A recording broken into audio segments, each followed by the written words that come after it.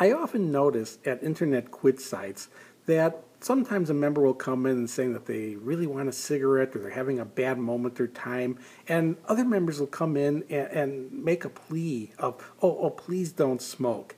Now, I want to point something out that was once pointed out to me by a Stop Smoking Clinic participant. It was near the end of the clinic that he made the comment to me. He said, I noticed something that was real important to him. He said, one of the reasons that I stayed in the program and that I think he must have come and seen me actually before he joined the clinic. He said, one of the reasons he came in is he noticed that I never asked people not to smoke.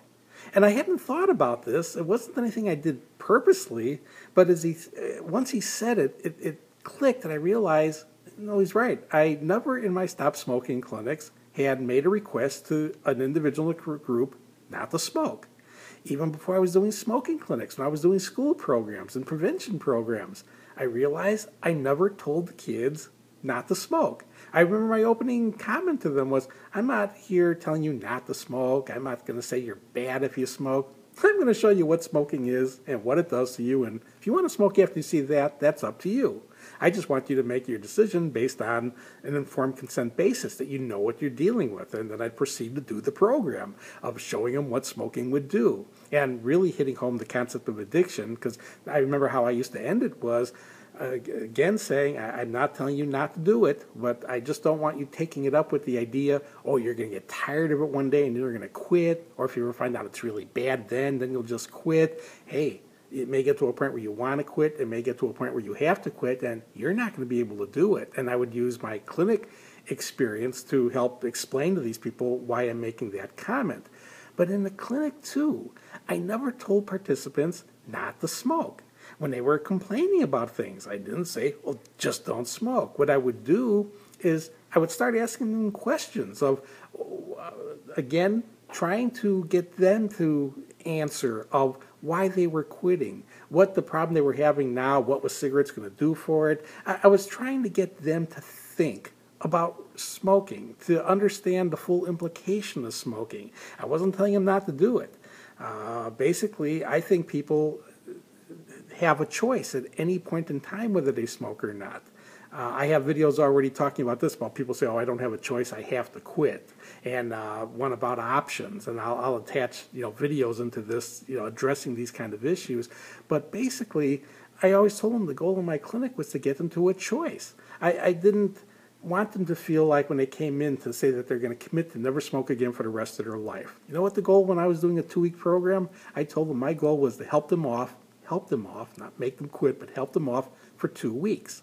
At the end of the 2 weeks, I explained to them they would have a choice. Their choice would be they could stay off of smoking for as long as they want, forever if that's the case. They could stay off as long as they want, or they could go back to full-fledged smoking with all the problems that go with it. That would be the other option. They just needed to understand one real important concept. This was what I considered my job, was to get them to understand this one important concept.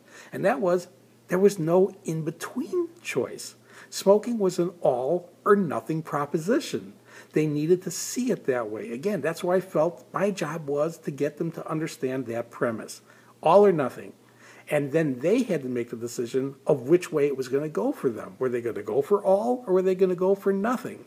If they were going to go for all, I taught them how to do that. I taught them at the same time that I taught them how to stay off. If they wanted to stay off, it was a matter of understanding not to take a cigarette. If they wanted to go back, it was a matter of understanding to break the first rule. If you want to go back to smoking, you just take a puff on a cigarette. It's going to be your choice for the rest of your life whether you stay off once you quit. But always base your decision on what the options are. And that goes back to basing it on the package deal of smoking. What goes with the package deal? It's the expense of smoking. It's the aesthetics of smoking. It's the social ostracization that goes with smoking in today's day and age. It's the smells that will go with it. It's the medical implications, the fact that it's harming you with every puff. It's attacking almost every organ of your body. It can eventually cripple you. It can eventually kill you. These are the options of taking a puff. You're taking that package deal, or you don't want that package deal, and you don't want to go back to smoking. And if that's the case, all you need to do to pull off that goal, again, is to stick to the personal commitment that you made. Not that you made to anybody else, but that you made to you. That you were done with it, you didn't want to do it anymore, and you know now the way to stay off is to stick to your personal commitment to never take another puff.